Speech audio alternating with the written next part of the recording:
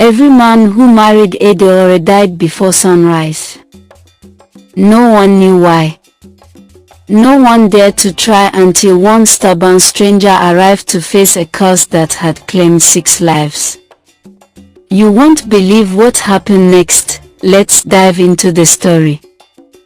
The town of Odogwu Waters was a place where gossip moved faster than electricity.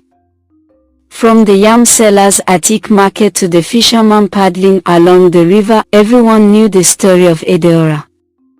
She was the daughter of Chief Okeke, a respected man with lands, palm oil mills, and a smile that could win an election. Edeora herself was the pride of the town, skin like cocoa butter under morning sun, eyes that carried both laughter and sadness. But there was a shadow over her life. The first man she married, Chike, was found dead in their bed the very next morning. No wounds. No signs of struggle. Just gone. The second man, barely 2 months later, died the exact same way. And then the third. And the fourth.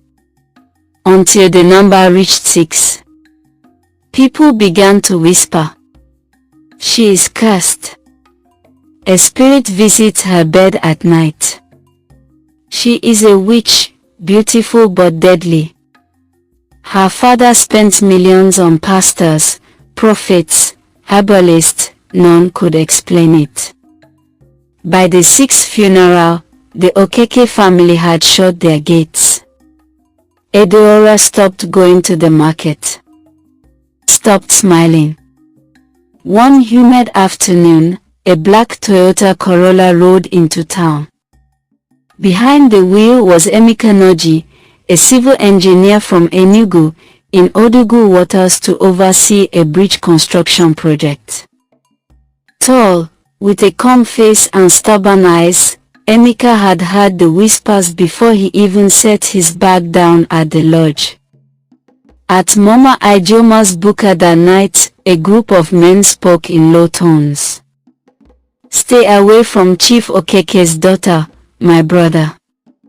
Unless you're tired of living." Emeka smirked. "Curses are for those who believe in them," he said, tearing into his goat meat.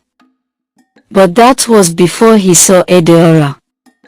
She was standing by the riverside the next morning, her white dress dancing in the wind, feeding crumbs to a stray dog.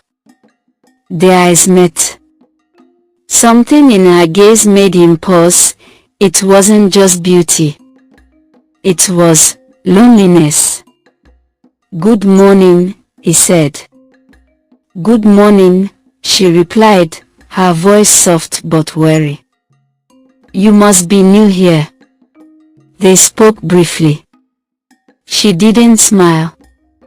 And as she walked away, an old woman nearby muttered under her breath, "Another one who doesn't know the story." Over the next few weeks, Emeka found excuses to see her, offering to fix the broken gate at her family compound, bringing plantain chips to her doorstep, asking about the history of the river. Slowly, Edeora began to talk more.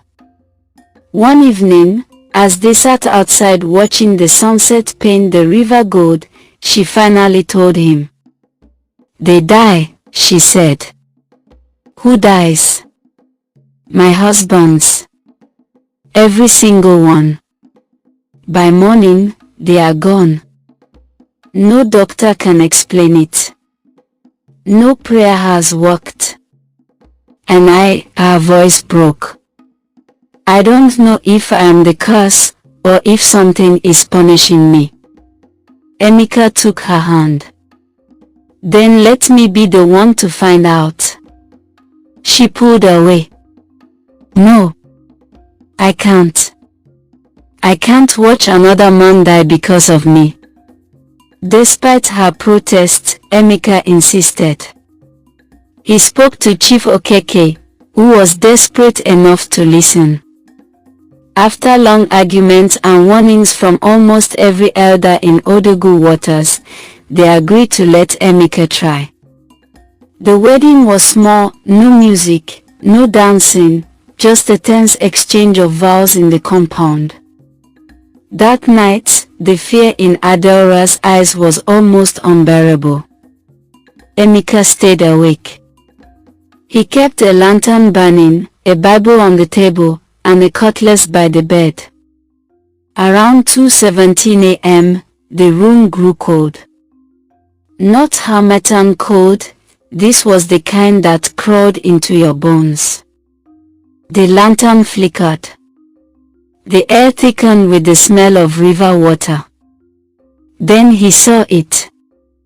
A shadowy figure, tall and dripping wet, emerged from the corner of the room.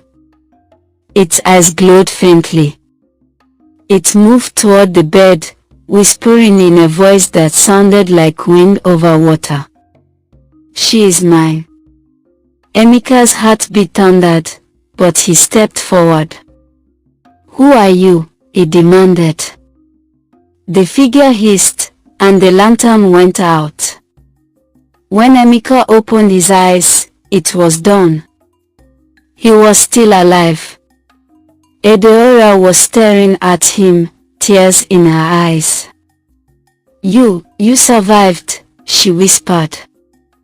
Emeka went straight to Mama Ngozi, the oldest woman in town and keeper of forgotten stories. She told him the truth.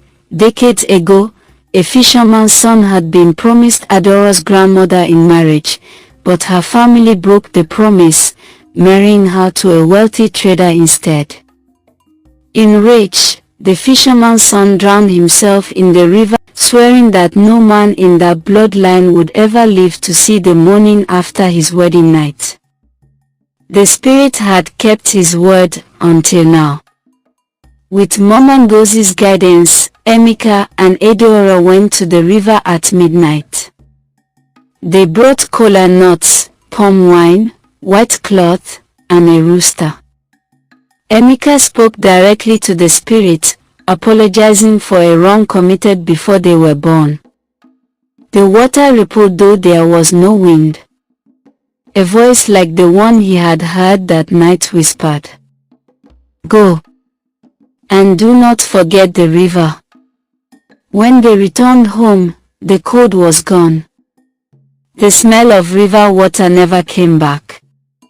Months later, Adeora's laughter could be heard again in Odogwu Waters. The market women welcomed her back, children ran to greet her, and Emeka was hailed as the man who broke the curse. The river still flowed quietly through the town, but its waters no longer carried whispers of death, only the gentle hum of life.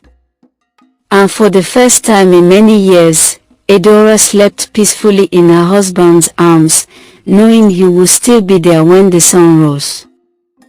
I hope you liked the story. If so, please give this video a like, comment your thoughts on the story, and please subscribe to this channel for more interesting stories like this one.